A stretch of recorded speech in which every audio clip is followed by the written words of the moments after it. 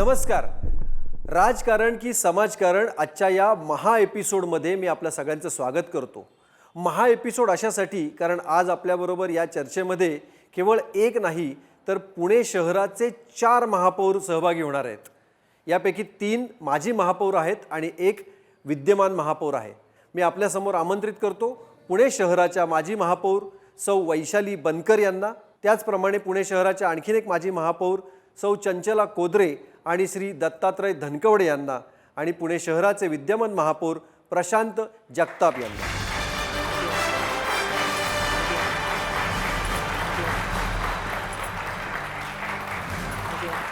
मी तुम्हा सगळ्यांचं आजच्या या महा एपिसोडमध्ये स्वागत करतो.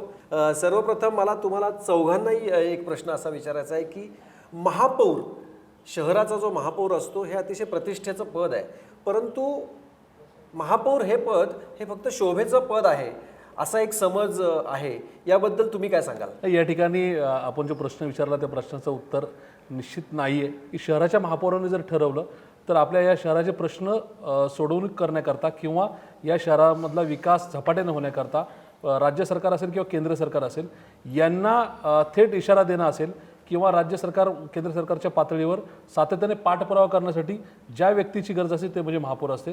पूर्वीच्या काळी महापौर हे फक्त उद्घाटनांपुरते किंवा कार्यक्रमाचे प्रमुख पाहुणे म्हणून सीमित होते, पण आताच्या बदलत्या काळामध्ये माझ्या शहरासहित इतर शहरांची पण ही गरज झालेली.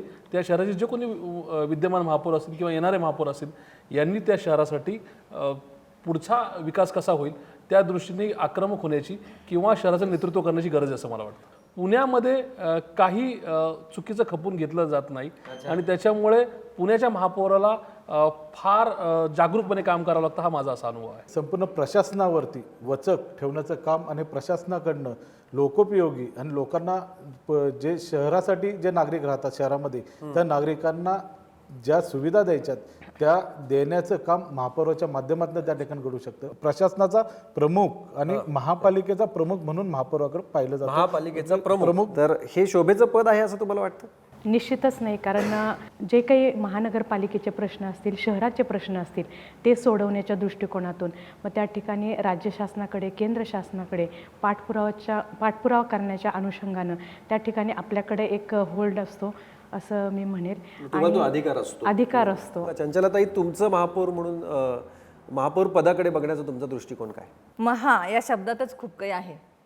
या पुण्यनगरीचा, या शहराचा महानायक म्हणजे महापौर, जो पूर्ण महानगरपालिकेवर स्वतःचा अधिकारातून चांगले निर्णय घेईल आणि आपल्या नगरासाठी, आपल्या शहरासाठी, विविध विकास कामांसाठी केंद्र सरकार असेल, राज्य सरकार असेल त्यांच्याकडे मागणी करून आपल्या महानगरपालिकेच्या माध्यमातून आपल्या नागरिकांची जी सेवा करतो तो महापौर. आता इथे 4 महापौर आहेत, 3 माजी महापौर, 1 विद्यमान महापौर. आघाडीचं सरकारच्या काळात तुम्ही महापौर राहिलेले आहात आणि आपण दोघेही, आपला जो कार्यकाळ आहे तो मला असं वाटतं युतीच्या सरकारमध्ये आहे. तर आघाडीचं सरकारचं महापौर असताना आलेला अनुभव आणि तुम्हाला आलेला अनुभव, काय अनुभव होता तुमचा आघाडी सरकारच्या वेळेला? आघाडी सरकारच्या वेळेला निश्चितच आम्हाला काम करताना कोणत्याही जास्त अडचणी आलेल्या नाहीत ज्या आत्ता जाणवतात आत्ताच्या महापौरांना. कारण आघाडी सरकार असताना निश्चितच काँग्रेस आणि राष्ट्रवादी दोघं मिळून चांगलं काम करत होते.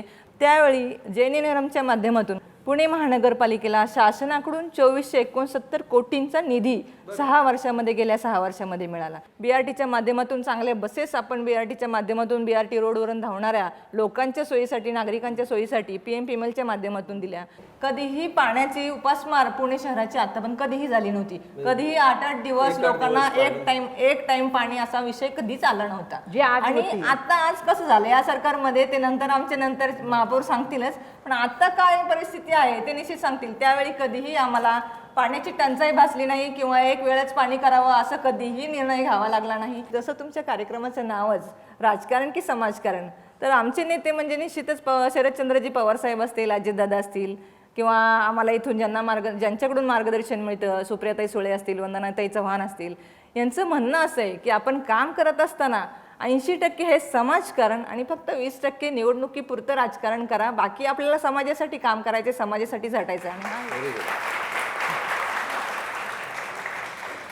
तुमचा अनुभव महापौर असताना आघाडी सरकारचा कसा होता? निश्चितच अतिशय चांगल्या पद्धतीचा त्या ठिकाणी अनुभव आम्हाला आला आणि महत्त्वाची गोष्ट म्हणजे याच्यामध्ये सिवेज ट्रीटमेंट प्लांट असेल, वॉटर ट्रीटमेंट प्लांट असेल आणि जे काही शहराच्या अनुषंगानं कॉन्क्रीटचे रोड झालेले आहेत हे करत असताना आपण पावसाळी लाईन ह्याही त्याच वेळेस करून घेतलेल्या आहे. म्हणजे ऑल ओव्हर शहरामध्ये अतिशय मोठ्या प्रमाणावर त्या ठिकाणी काम झालेलं आहे, डेव्हलपमेंटचं काम झालेलं आहे. तुम्ही महापौर झालात, युतीच्या सरकारमध्ये तुम्ही महापौरपदी विराजमान झालात आणि आता तुम्हीही काम करताय. तुमचे अनुभव कसे आहेत? युतीचं सरकार आल्यानंतर प्रथम LBT रद्द झाली. एकीकडे महानगर स्थानिक स्वराज्य संस्थांच्या आर्थिक नाड्या आवळायचं काम त्यांनी सुरुवात केली.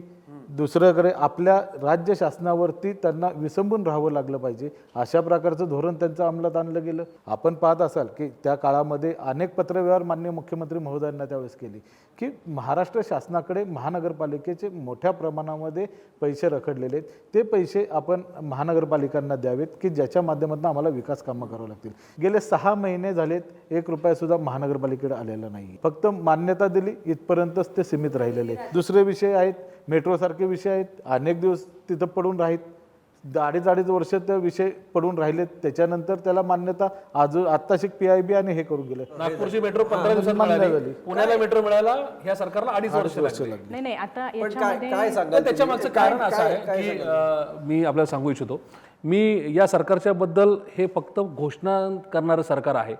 हे सरकार पुणेकरांना सूडबुद्धीने आणि भेदभाव करून काम करणारं सरकार आहे अशा प्रकारची संभावना मी या सरकारबद्दल करेन.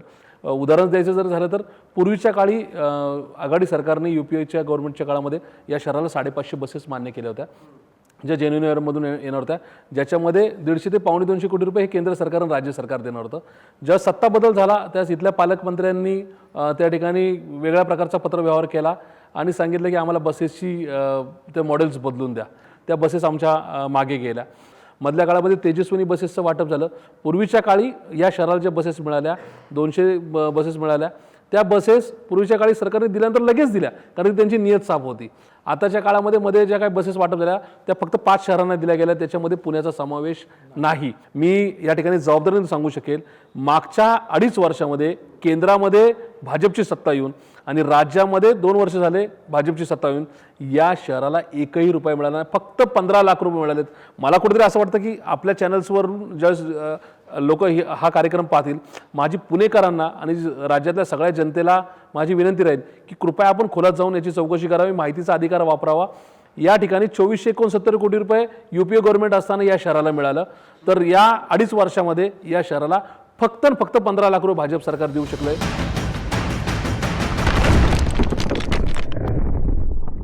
पुणे महानगरपालिकेमध्ये किंवा पुणे शहरामध्ये सर्वात मोठा एक प्रश्न आहे, तो म्हणजे कचऱ्याचा प्रश्न आहे. तुम्ही 4ही जणांनी आपापल्या महापौर काळामध्ये असेल किंवा तुम्ही तुमच्या प्रभागामध्ये असेल, कचरा निर्मूलनासाठी काही ना काहीतरी काम केलं असेल, तर काय केलेलं आहे नक्की? आज आपण पाहत असाल देवाची उरुळी असेल, फुरसुंगिया या ठिकाणी डम्पिंग ग्राउंड आपलं आहे, त्या ठिकाणी आपण अनेक वर्षापासून कचरा डंप करतो. मी महापौर पदाच्या काळामध्ये त्या ठिकाणी त्या गावांनी आंदोलनं उभी केली. आंदोलन उभी केल्यानंतर कचरा डंप करून देण्याच्या बाबतीमध्ये त्यांनी विरोध त्या ठिकाणी केला. आपल्याला आठवत असेल नेमकं गणेशोत्सवाच्या काळामध्येच ह्या सर्व गोष्टी झालेल्या होत्या. आज आपण पाहत असाल की पुणे महानगरपालिका याच्यामध्ये खरं पाहिलं तर देशामध्ये सर्वाधिक चांगली महापालिका म्हणून पाहिली जाते की जी कचऱ्यावरती चांगल्या प्रकारच्या उपाययोजना करते, त्याच्यावरती प्रक्रिया करणारे प्रकल्प तयार करते. आपण शहरामध्ये 5 ते 50 टन क्षमतेचे जवळजवळ अनेक ठिकाणी प्रकल्प उभे केले की त्याच्यामधनं जवळजवळ 500 टन तुम्ही डिसेंट्रलाइज केले की शहरातल्या शहरात कचरा आपल्याच भागामध्ये जिरला पाहिजे, त्याच्यावर प्रक्रिया झाली पाहिजे, हाच उद्देश आमचा त्या ठिकाणी राहिला. जवळजवळ 500 टन कचऱ्यावरती प्रक्रिया आत्ता त्या ठिकाणी चालू आहे. नंतर दुसरा एक वेगळा प्रकल्प आम्ही सुरू केला, त्याला मान्यता दिली, तळेगाव या ठिकाणी कचऱ्यापासून CNG बनवण्याचा.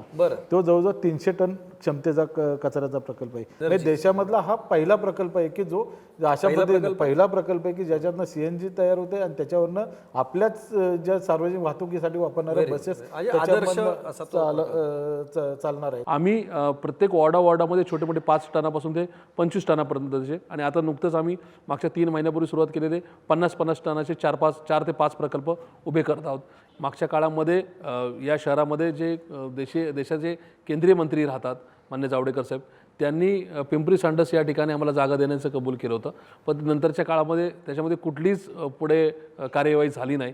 त्याच्यामुळे या शहराला फार मोठी किंमत मोजावी लागली असं मला या ठिकाणी थेट आरोप करायचा आहे. कारण ती जागा जर वेळेत मिळाली असती तर आमचा उरळी देवाची डेपोच्या संदर्भामध्ये जो स्थानिक ग्रामस्थांबरोबर, उरळी देवाची गाव असेल किंवा फुरसुंगी असेल, ज्या ग्रामस्थांनी पुणेकरांसाठी प्रचंड सहकार्य केलेलं आहे, तिथं जो वादग्रस्त मुद्दा झालेला तो निघाला असता.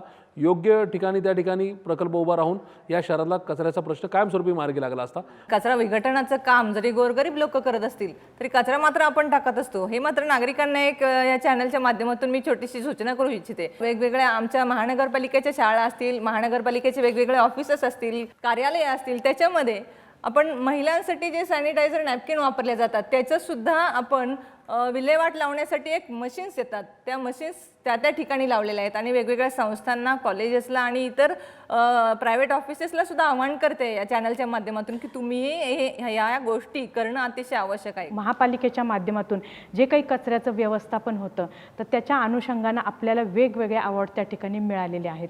आणि दुसरी महत्त्वाची गोष्ट म्हणजे सांगायला त्या ठिकाणी आनंदही होतो आणि वाईटही वाटतं.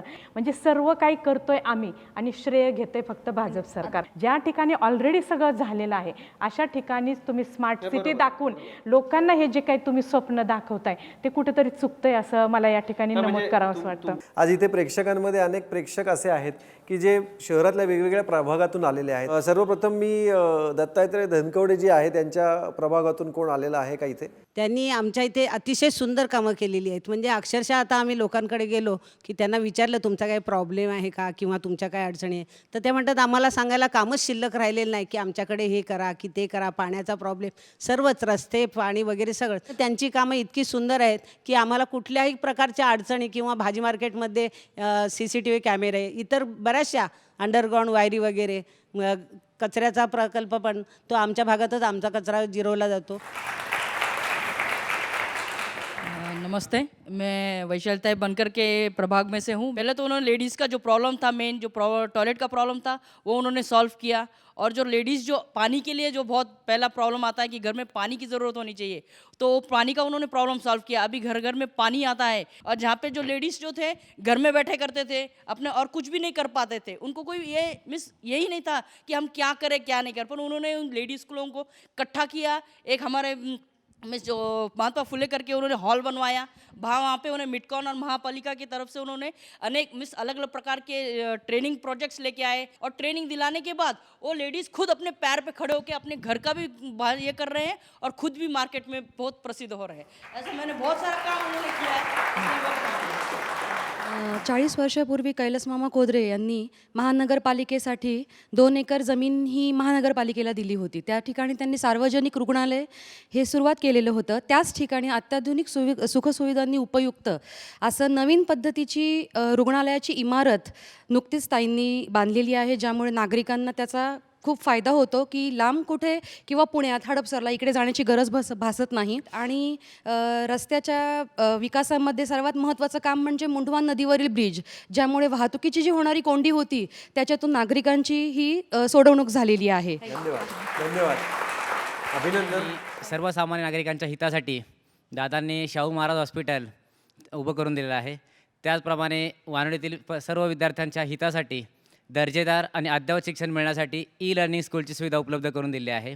त्याचप्रमाणे वानवडीतील नागरिकांसाठी वार्डस्तरीय निधीसाठी, वार्डस्तरीय कामांसाठी त्यांना हडपसरमध्ये जावं लागायचं, ते वार्डस्तरीय ऑफिस त्यांनी वानवडीमध्ये तयार केलेलं आहे. आणि फक्त वानवडीतच नाही तर पूर्ण पुणे शहरात त्यांनी विविध विकास कामं केली आहेत. अभिनंदन.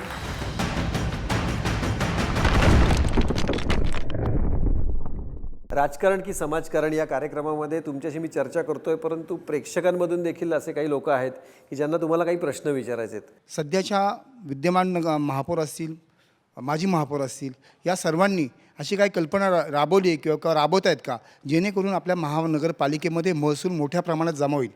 आपण पाहत असाल की गेल्या वर्षामध्ये आपण त्या ठिकाणी एक नागरिकांसाठी योजना राबवली की ज्यांचं करपात्र उत्पन्न 25,000 रुपये आहे आणि त्यांची थकबाकी घरपट्टी राहिलेली आहे किंवा त्यांचे जे काय थकबाकी असेल आमच्याकडे त्याच्यावरती व्याज आणि दंड लागलेला असो, ह्या व्याज आणि दंडावरती जवळजवळ 75% माफी योजना जाहीर केली. ही योजना राबवल्यानंतर मोठ्या प्रमाणाचा महसूल महानगरपालिकेकडे गोळा झाला. अनेक नागरिकांचे अनेक वर्षापासूनची जी थकबाकी होती ती सुद्धा थकबाकी झाली. त्यांना एक चांगल्या प्रकारचा आधार दिला, महसूल वाढला. आम्ही आता या संदर्भामध्ये जास्तीत जास्त टॅक्सेसची संदर्भातली यंत्रणा ज्या हजारो लाखो प्रॉपर्टी ज्या असे अजूनही अनपेड आहेत त्यांना मुख्य प्रवाहात आणणं या संदर्भातलं आता काम GIS मॅपिंगच्या मार्फत आता चालू झालेलं आहे. अशा वेगवेगळ्या पातळीवर महानगरपालिकेचं उत्पन्न वाढावं, पूर्वीचं उत्पन्न कमी होऊ नये याची काळजी घेण्याचं काम आता पुणे महानगरपालिका करत आहे. तुमच्या प्रभागापासून आणि शहरापर्यंत असे कुठले कुठले उपक्रम आहेत की जे तुम्ही केलेले आहेत आणि त्या उपक्रमांच्या माध्यमातून येणाऱ्या 2017च्या निवडणुकीमध्ये तुम्ही जनतेला आवाहन करणार आहात की त्यांनी तुम्हाला का निवडून द्यायचं? मी तुमच्यापासून सुरुवात करतो. महानगरपालिकेच्या माध्यमातून आपण नागरिकांना मूलभूत सुविधा पुरवत असतोच. म्हणजे रस्ते, पाणी, लाईट, वाहतुकीच्या दृष्टीने ब्रिजेस असतील किंवा आरोग्याच्या दृष्टीने चांगले हॉस्पिटल्स असतील जे अत्याधुनिक आहेत आणि ज्याच्यामध्ये सामान्यातल्या सामान्य नागरिकाला मोफत सगळी सुविधा मिळेल. आपण आत्ताचं यंग जनरेशन पाहिलं तर व्यायामाची सुविधा सगळीकडे असते. प्रत्येकाला ते परवडतंच. चांगल्या जिममध्ये जाऊन व्यायाम करणं ते जमत नाही. मग आपण ओपन जिम किंवा मग प्रत्येक ठिकाणी समाज मंदिर किंवा छोटेसे हॉल बांधतो, त्याच्यामध्ये जिम तयार केलेले आहेत. आपण सामान्य कुटुंबातून आलो म्हणून आपल्याला प्रत्येक गोष्टीची माहिती आहे, झळ आहे, जाणीव आहे. परंतु आत्ताच्या यंग जनरेशनला सहज हातात सगळं उपलब्ध होतं. त्यामुळे त्यांना मागचं कशा खास्ता खाऊन पुढे हे सायंटिस्ट घडले, कसे हे विज्ञानाचे जनक घडले हे कुठं माहिती आहे. तर ते चांगलं काहीतरी मिळत राहावं एवढंच मला फक्त इथून पुढे वाटतं. अगदी बरोबर. तुम्ही काय सांगाल वैशालीताई, तुमच्या प्रभागामध्ये तुम्ही केलेली कामं आणि तुम्हाला लोकांनी का मत द्यावं? आमचा जर भाग बघितला तर सर्वसामान्य घरातील जे काही पालक आहेत तर त्यांच्या मुलांना जर उच्च शिक्षण जर द्यायचं झालं, कॉन्व्हेंटचं शिक्षण द्यायचं झालं तर आज आपण पाहतो की इंग्लिश जरी मराठी भाषा संवर्धन झालं पाहिजे तरीसुद्धा इंग्लिशला सुद्धा फार मोठ्या प्रमाणावर मागणी आहे. आणि त्यामुळं अशा धर्तीचं लर्निंग स्कूल आपल्याही प्रभागात झालं पाहिजे या दृष्टिकोनातून आम्ही त्या ठिकाणी 4.5 एकर जागेमध्ये अतिशय चांगल्या पद्धतीनं रामचंद्र बनकर शैक्षणिक आणि क्रीडा संकुलाची उभारणी त्या ठिकाणी केली. स्पोर्ट कॉम्प्लेक्समध्ये सेमी इंटरनॅशनल लेवलचा स्विमिंग टँक, त्याचप्रमाणे badminton court, tennis court, snooker, archery, त्याचबरोबर जे काही मातीतले खेळ आहे ह्या सर्व खेळांचा समावेश त्याच्यामध्ये केलेला आहे. हे काही भाजप सरकारने अच्छे दिन आने वाले है, अच्छे दिन आने वाले हा मोठा त्या ठिकाणी प्रसार केला आणि खरं प्रत्यक्षात पाहायला गेलं तर काहीच नाही आहे. जे काही कामं केली ते आम्ही केलेली आहे. कारण खरी परिस्थिती काय आहे आणि खोटं काय आहे याचा कुठंतरी अभ्यास करणं गरजेचं आहे. जे दिसतं ते नसतं, बरोबर. मृगजळ हे क्षणिक असतं, त्यामुळे त्याच्या मागं धावायचं की परमनंट आपला विकास, आपला फायदा करून घ्यायचा हे पण कुठंतरी मतदारांनी त्या ठिकाणी पाहिलं पाहिजे. आणि निश्चितपणे ते आम्हाला साथ देतील एवढा विश्वास आम्हाला आहे. महापौर पदाच्या कारकिर्दीमध्ये अनेक कामं केली. मग वारजे येथील 200 MLDचा WTP प्लॅन्टचं उद्घाटन आपण त्या ठिकाणी केलं. सर्वात महत्त्वाचं म्हणजे मुंढवा जाकवेल जे शेतकऱ्यांना 6.5 TMC पाणी आपण त्याच्या माध्यमातून दुष्काळाच्या काळामध्ये दिलं की त्याच्यावरती अनेक शेतकऱ्यांची शेती खालच्या फुलली. असा तो प्रकल्पाचं उद्घाटन दौंडपर्यंतचा त्याचा इम्पॅक्ट त्याचा झाला. अशाचं आपण त्या ठिकाणी सुरुवात करून दिली. अशा अनेक प्रकल्प की जेणेकरून नागरिकांना BRT संगमवाडी ते विश्रांतवाडीची BRT सुरू केली. भविष्यामध्ये येणाऱ्या निवडणुकीमध्ये राष्ट्रवादी काँग्रेस पार्टीलाच पुणेकरांनी त्या ठिकाणी निवडलं गेलं पाहिजे. कारण राष्ट्रवादी काँग्रेस पार्टी अशी पार्टी आहे की ज्या गोष्टी सांगते त्या गोष्टी प्रामाणिकपणे त्या ठिकाणी त्या शहरातील नागरिकांसाठी करते. आणि आजपर्यंत आम्ही ज्या गोष्टी केल्यात आणि जी विकास कामं केली तीच आम्ही सांगितली. आम्ही न केलेल्या कामाचा कधीही गाजावाजा केलेला नाही आहे. मी मागच्या 10 वर्षामध्ये माझ्या अगोदर माझ्या मातोश्री नगरसेवक होत्या, नंतरच्या काळात मी माझ्या भागातला प्रत्येक भाग विकसित केला. ज्या ठिकाणी पूर्वी अपुरवा पाणी पुरवठा तर आज त्या ठिकाणी उच्च दाबाने पाणी येतं. त्याचबरोबर स्ट्रीट लाईट्स असतील, ड्रेनेजेसची व्यवस्था असेल, कॉन्क्रीटचे रस्ते असतील. माझा निश्चित दावा आहे की येणाऱ्या महानगरपालिका निवडणुकीमध्ये माझ्या विरोधकांकडे कुठेही एक असा परिसर दाखवण्यासारखं नाही की ज्या ठिकाणी ते आश्वासन देऊ शकतील असं एकही काम शिल्लक राहिलेलं आहे. त्याच्यामुळे या निवडणुकीमध्ये मी अत्यंत पॉझिटिव्हली, अत्यंत त्या ठिकाणी कॉन्फिडेंटली मी त्या ठिकाणी या निवडणुकीला सामोरं जाणार आहे, कारण की विरोधकांकडे कुठलाही मुद्दा नाही. पण हे होत असताना येणाऱ्या आगामी काळामध्ये माझ्या परिसरातल्या 36 एकर जे काय आमच्याकडे फॉरेस्ट आहे त्या ठिकाणी मी एक चांगलं वन उद्यान उभा करत आहे, ज्याच्यासाठी मी 2.5 कोटी रुपयाची तरतूद केलेली आहे. त्याचबरोबर आमच्या एक परिसर आहे ज्या ठिकाणी मी येणाऱ्या आमचा जो महापालिकेचा DP प्लॅन येणार आहे त्याच्यामध्ये 16 एकर जागा ही स्टेडियमकरता आरक्षित राहणार आहे. उद्याच्या काळामध्ये त्या ठिकाणी हजारो खेळाडू घडावेत, माझ्या परिसरातील नागरिकांना आपली मुलं चांगल्या पद्धतीचे खेळाडू बनताना पाहावेत, यासाठीचा माझा प्रयत्न आहे, तो निश्चित यशस्वी होईल. येणाऱ्या आगामी काळामध्ये या शहरामध्ये जे काही शैक्षणिक किंवा इतर बाबीच्या माध्यमातून जी लोक या शहरामध्ये येतात त्यांना चांगल्या पद्धतीचं बेसिक इन्फ्रास्ट्रक्चर, एक चांगल्या पद्धतीचं उच्च दर्जाचं इन्फ्रास्ट्रक्चर उभं करण्याचं काम राष्ट्रवादी काँग्रेस पार्टीने आत्ताही केलेलं आहे आणि उद्याच्या काळात करणार आहे. काँग्रेस या शहरातली संपलेली आहे. काँग्रेसकडं कुठल्या प्रकारचे विजन नाही, नेतृत्व नाही. त्याचबरोबर भाजप हा फसवणारा पक्ष आहे अशी लोकांची धारणा झालेली आहे. मनसे किंवा शिवसेनेबद्दल न बोललेलं निश्चित बरं. आणि पुढच्या काळामध्ये आपण राष्ट्रवादी काँग्रेस पार्टीच्या नवीन महापौराबरोबर या ठिकाणी गप्पांसाठी बसू, हा विश्वास आपल्याला देऊ इच्छितो. राजकारण की समाजकारण याचं उत्तर येणाऱ्या 2017च्या निवडणुकीमध्ये पुणेकर नक्कीच देतील. धन्यवाद.